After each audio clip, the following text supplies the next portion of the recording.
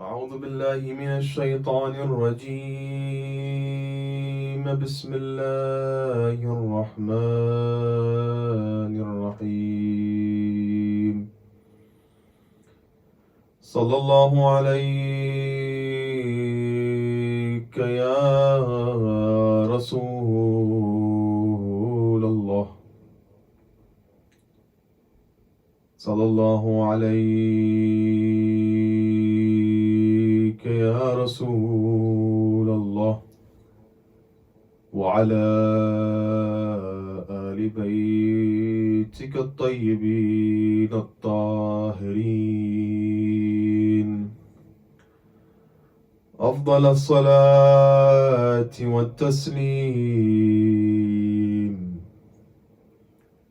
واللعن الدائم على أعدائهم أجمعين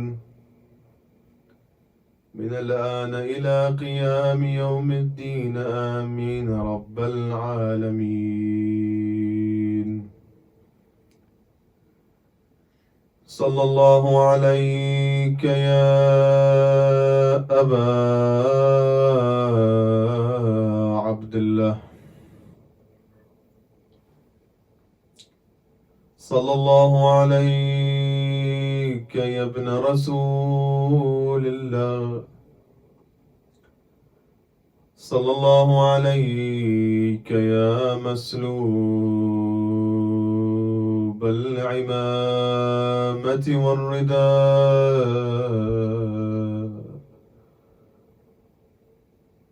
والرأس المرفوع على القناة، سيدي ومولاي. Peace be upon you, Master Hussein.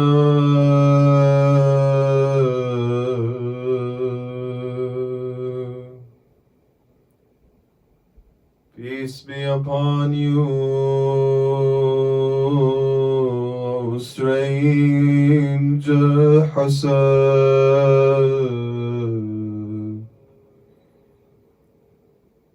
Peace be upon Hussein,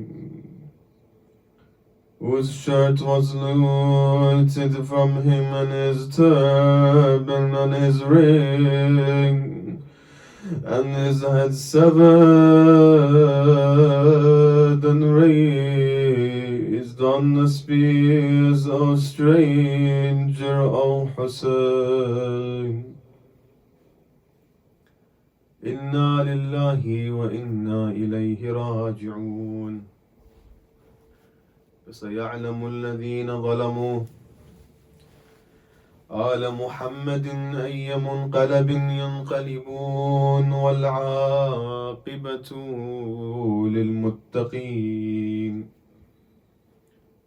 قال الله تعالى في محكم كتابه الكريم: بسم الله الرحمن الرحيم. يا أيها الذين آمنوا قوا أنفسكم وأهليكم نارا وقودها النار والحجارة. صدق الله العلي العظيم. Let us begin by purifying our majlis with the salawat upon Muhammad and Ali Muhammad. Allahumma salli ala Muhammadin wa Ali Muhammad.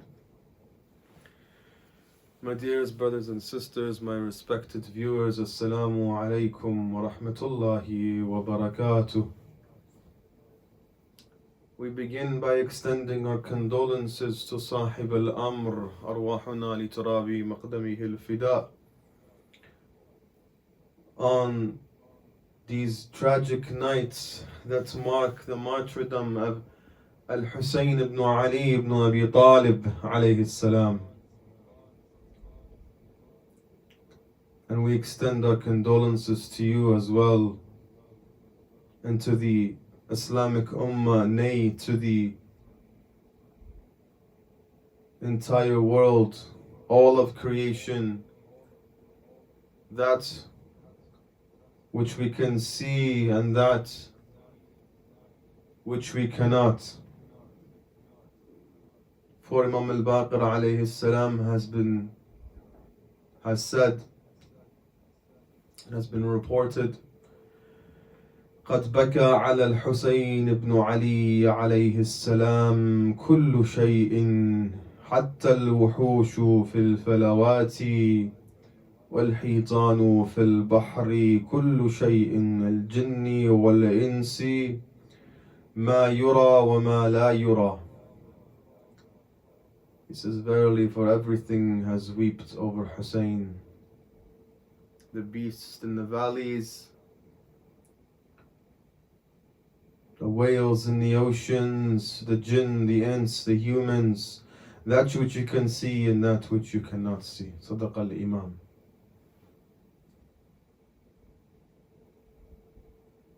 The ayah that we read as we opened up our discussion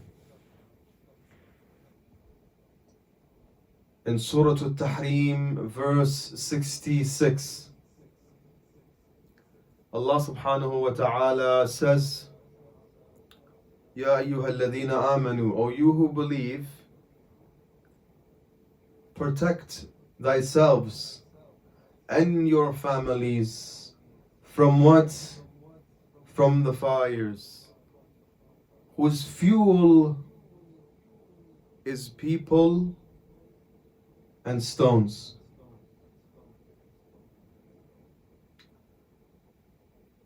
My dear brothers and sisters, this ayah is of grave importance, especially since in the last 7 days that we've been together, we have been discussing Majalis, we have been discussing the ghaya of the Majlis, the goal of the Majalis. When we spoke on night 7 about Abu Fadl al-Abbas alayhi salam, on his night, we mentioned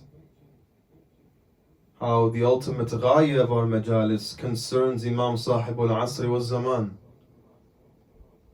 And we look at some of the characteristics of the Imam that were in parallel to the characteristics of the Ansar of Imam al-Mahdi al-Muntabar, Ajjalallahu ta'ala farajahu al-Sharif.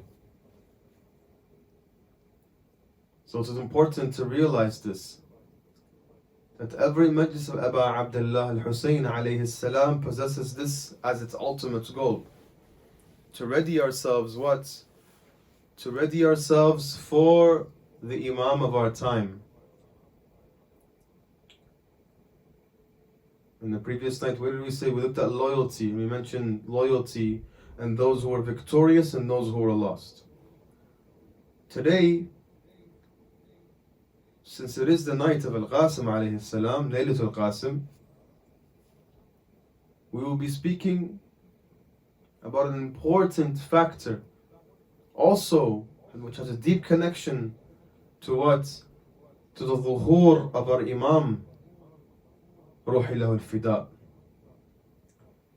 And this, my dear brothers and sisters, is a discussion that deals with the tarbiyah, with the importance of discipline, of teaching our children, teaching the future of this nation, the important values that they should hold. And again, this here is an obligation as presented to us by Allah subhanahu wa ta'ala in the Holy Quran. So if we spoke about yesterday loyalty, it concerns ourselves, that specific characteristics or that specific characteristic. Whereas today we're opening up this ghaya. Yes, the ultimate ghaya is Imam Mahdi, but at the same time There are other aspirations and goals of these majalis, correct? To better ourselves. To better ourselves in dealing with our parents, to better ourselves in dealing with our brethren, to better ourselves in dealing with our spouses, to better ourselves in dealing with our children, so on and so forth. The ayah in the Quran, what does it say? Again, protect yourselves. Okay, I protected myself. But then there's another obligation. And again, the reason behind today's message is for the mothers and fathers, especially those who are new parents, in order for them to comprehend how important it is. Because you will see that the harakah of Imam Al-Mahdi Al-Muntabar Ajalallahu Ta'ala Farajahu Sharif, just as it's closely intertwined with Imam Al-Hussein alayhi salam, and there is parallel between the two, you will also discover that like his grandfather Rasulullah and the movement of Islam, and how Rasulullah built Islam and built his government, and how Rasulullah sallallahu alayhi wa alayhi built the first mosque in Medina, and the same goes Imam Ali alayhi salam and the Imam. You'll find that every movement began with the youth, al-shabab. The youth were able, through the aid of the Prophet and the teachings of the Prophet and the Imams, to bring down and erect new governments. And such as we saw with what? With Rasulullah sallallahu alayhi wa alayhi. And we will see that with Imam al-Mahdi al-Muntadhar, Ruhi wa Arwah al-Alamina lahu al-Fida. That is why, again, we repeat this again and again. We say how important, and we do not, how important, afwan, and we do not stress this enough, how important is it to study history? Because it is through history we learn, we understand, and we take those from before us as a lesson. We need these lessons, my dear brothers and sisters. These lessons that will shape and pave our lives. Now let's go back to the blessed ayah in the Holy Quran.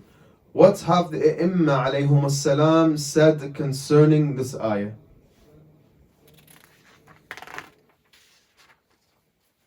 We have the following report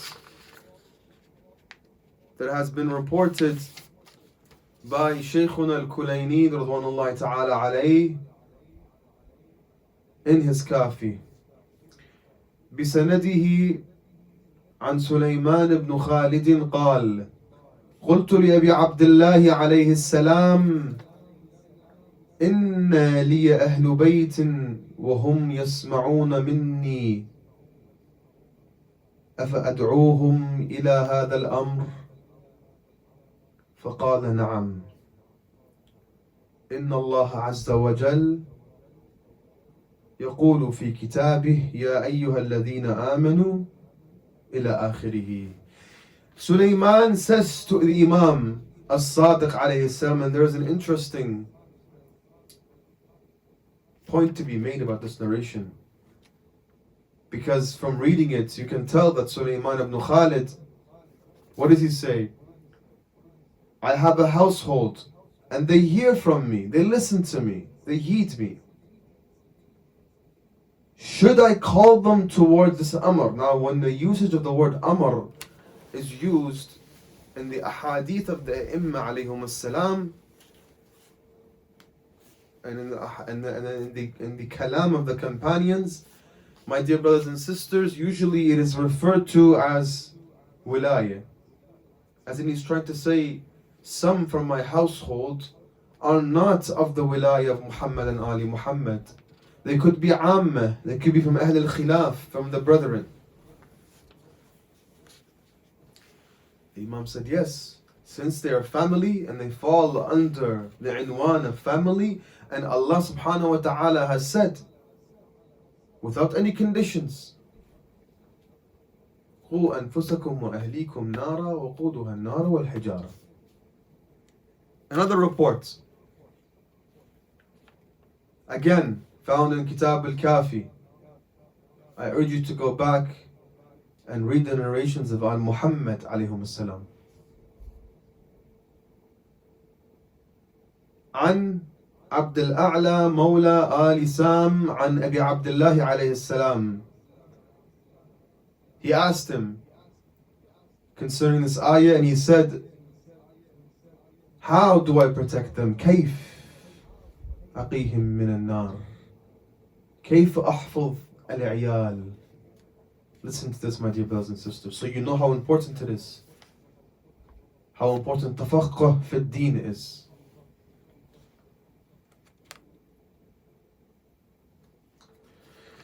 He says, تأمرهم بما أمر الله وتنهاهم عما نهاهم الله إن أطاعوك كنت قد وقيتهم وإن عصوك كنت قد قضيت ما عليك.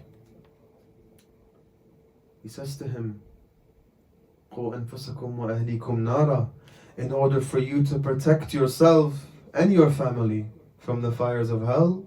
He says to him, you order them or you instruct them in that which Allah subhanahu wa ta'ala has ordered and instructed,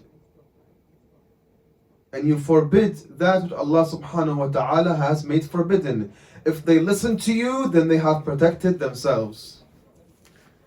But if they note, then there is no وَإِنْ عَصَوْكَ قَدْ قَضَيْتَ مَا عَلَيْكَ عَفْوًا, he says. And if they do not listen to you, if they disobey you, then he says to him, there's nothing upon you. There's no more qaid upon you. There's no more afwan hujjah upon you.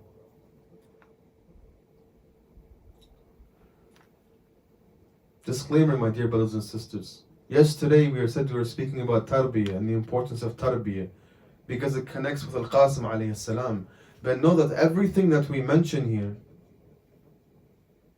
also applies to ourselves currently. Because we should not say, because remember, we said that everything about Karbala falls in parallel with the Nahda of Imam al-Mahdi, correct? Just because the narrations speak to us and tell us that those from the army of al-Mahdi, which we'll discuss inshallah, are mostly Shabab, it does not mean, my dear brothers and sisters, that the kuhul, the elders, are not involved, or my dear brothers and sisters, that the children are not involved, the women are not involved. No. Everybody's involved. Again, that's why we say, pay close attention to what? To Karbala.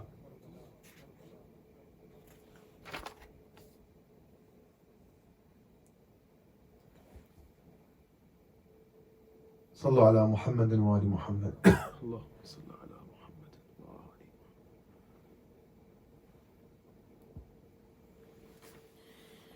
Now there are much more narrations to go into. We'll leave them for a different time, because I promised in the first 2 nights, if you remember, that I would discuss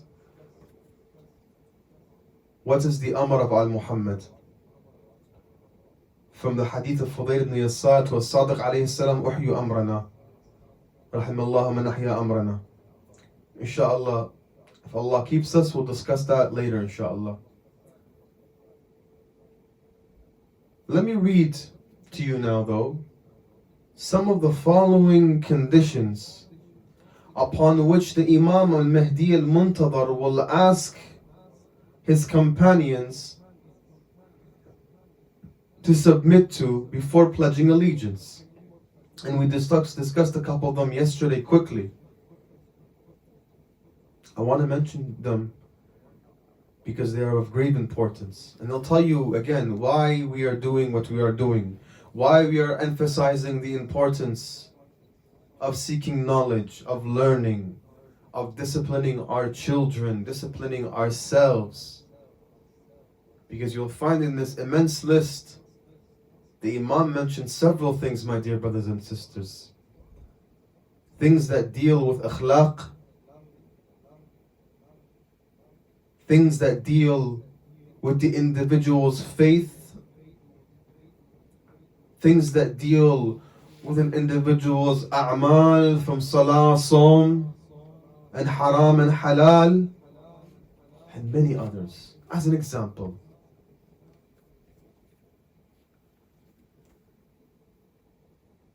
أنا معكم على أن لا تولوا ولا تسرقوا ولا تزنوا ولا تقتلوا محرما ولا تأتوا فاحشة ولا تضربوا أحدا إلا بحقه ولا تأكلوا مال اليتيم ولا تشهدوا بغير ما تعلمون ولا تخربوا مسجدا ولا تقبحوا مسلما ولا تشربوا مسكرا ولا تلبسوا الذهب والحرير ولا تسفكوا دما حرام وتجاهدون في الله حق جهاده ولا تشتمون وتكرهون النجاسة وتأمرون بالمعروف وتنهون عن المنكر.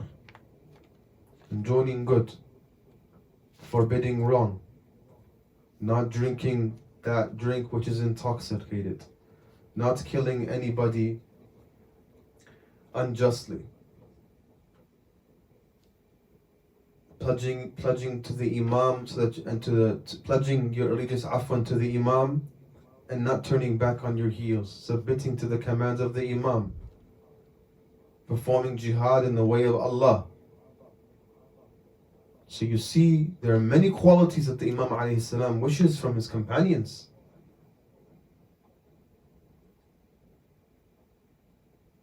And in order for us to work on these qualities, of course right now we can still work on these qualities right now in ourselves. But again, our amal right now, our hope, it lies with our children, my dear brothers and sisters. The youth are the future. And let me show you. Because again, tonight is the night of Al-Qasim. And we want to display to you, to the world, and you as well, very well know, afwan, the determination of Al-Qasim and how he was on that sacred night and on the day of Ashura. This all comes from tarbiyah. Listen. Imam al-Sadiq alayhi salam teaches us what? He tells us the importance of disciplining our children. My dear brothers and sisters, when it comes to the discipline of children, you can see there's an entire skeleton laid out, a curriculum laid out by the A'imma on how we should raise our children.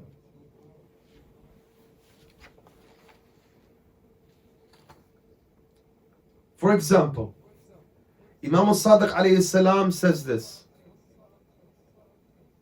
دع ابنك يلعب 7 سنين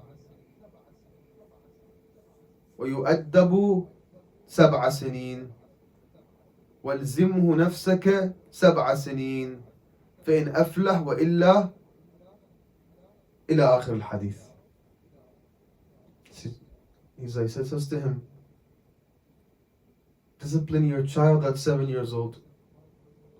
At 7 years old also, keep him away from playing or leave him to play, but at the same time discipline him.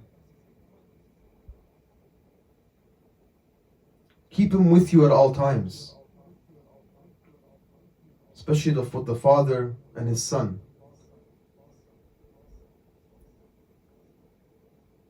And we have other narrations, and today I was looking at them right now before we began this majlis. I found in Wasa'il al-Shia, in Bab al-Nikah, about 20 to 30 chapters just dealing with the tarbiyah of our children. From before birth, dealing with the mother and the wife when she's pregnant, and the things she should eat, the things she should recite, the ad'iyah, for example, and then childbirth, all the way until the child is 13, 14 years old. There's a hadith that teach us how to instill Islam into the children. My dear brothers and sisters, children are sponges. This is not me telling you this. The psychologists have displayed this for us. How the children tend to take everything that is around them. And that is why we always say that every child is born in the fitrah of Islam. The fitrah can be seen.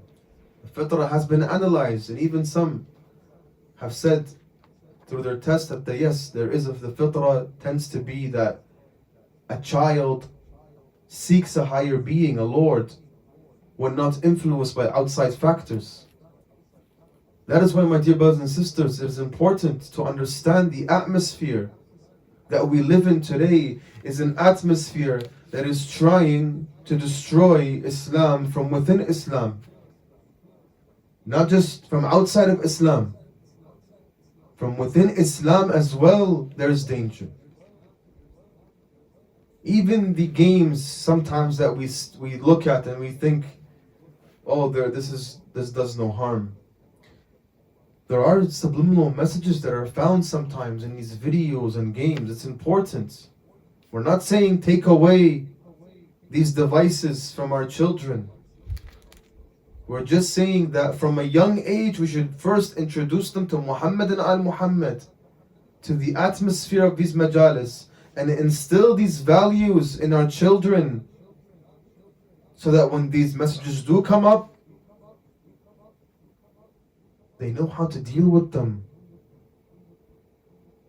When questions arise in school, they know how to deal with them. We don't just go tell our children, oh well, that's it, that's the belief. No, that's not how it works when it comes to faith. In the Quran, Allah subhanahu wa ta'ala speaks to us about those who say, well, كنا على دين آبائنا. We must, my dear brothers and sisters, especially in Muharram, Ibra and Abra, bring the children to the majalis. I know we can't come to a physical majlis, but no, make an atmosphere of the majalis of Hussein alayhi salam in your homes. Because, my dear brothers and sisters, it is through these majalis that we can attain a safeguard against all evils. Again, my dear brothers and sisters, we have to pay very heed as well we have to pay heed to everything during this time, because there are external factors everywhere trying to eat up Islam. Imam Ali alayhi salam says, علموا صبيانكم من علمنا ما ينفعهم الله به لا تغلبوا عليهم حتى لا تغلبوا عليهم المرجأة برأيها. Here the Imam alayhi salam is telling us, teach your children from our knowledge, so that the Murja'ites will not overpower them. Now let me ask you this question. How many of our children today, how many of the adults today can speak about the Imams alayhum salam, or know qualities of Imam Mahdi? Basics like birth, the basics, my dear brothers and sisters. Again, it starts within ourselves, of course. We, as the grown-ups, as the adults, also have a job to work on ourselves, because If we do not work on ourselves, my dear brothers and sisters, then wassalam, the children will be gone. My dear brothers and sisters,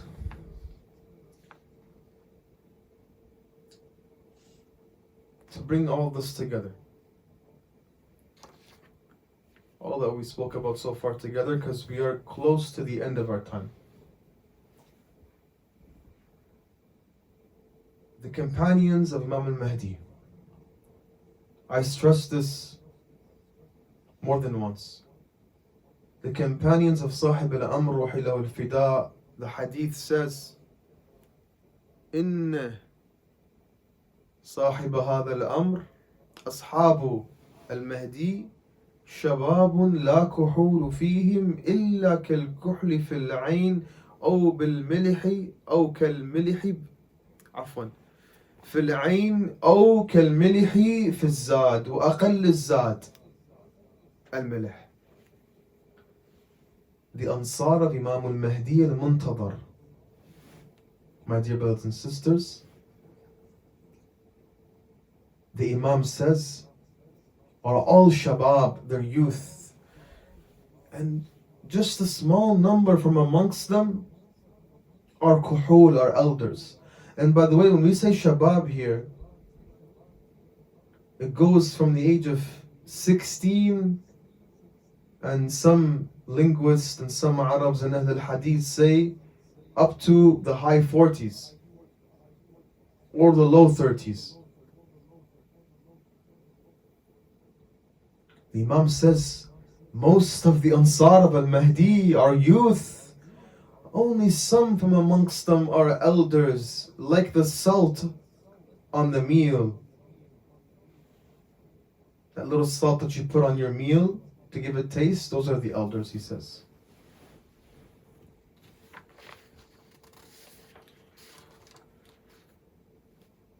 So when we read into the fitan of Akhir al-Zaman and the Ansar of al-Mahdi,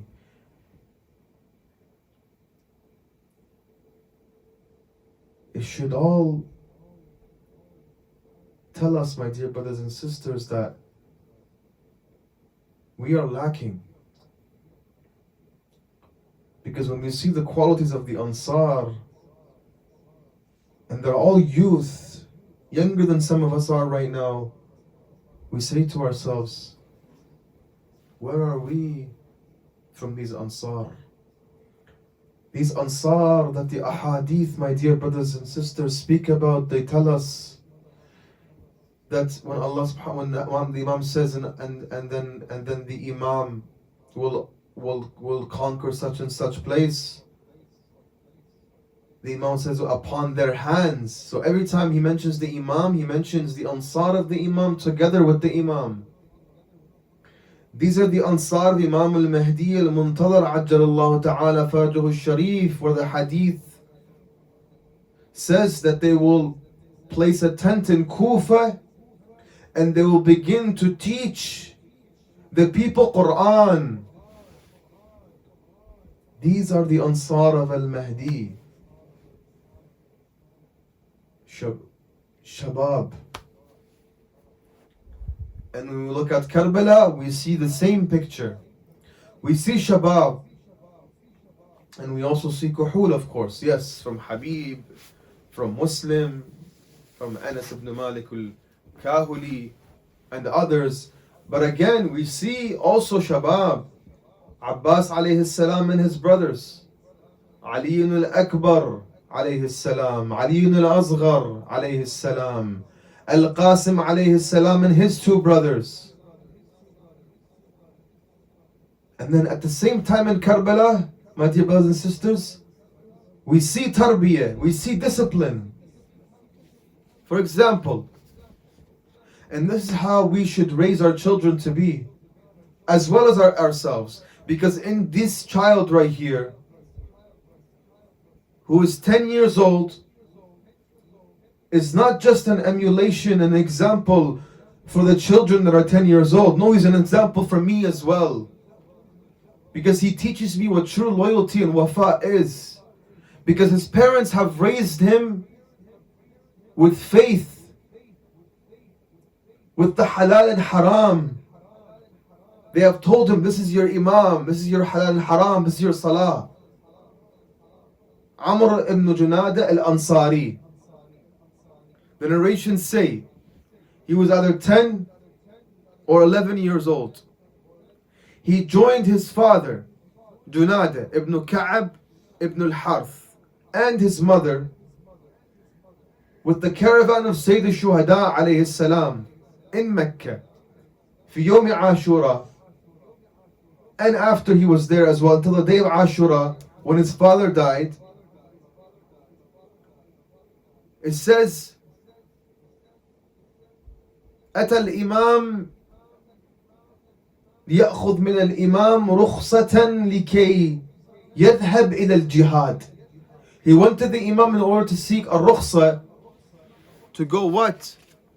And perform jihad. The Imam says to him, إن هذا غلام قتل أبوه في المعركة ولعل أمه تكره ذلك. لا يا أبا عبد الله، هل هنالك لا تتمنى أن ابنها يستشهد بين يديك؟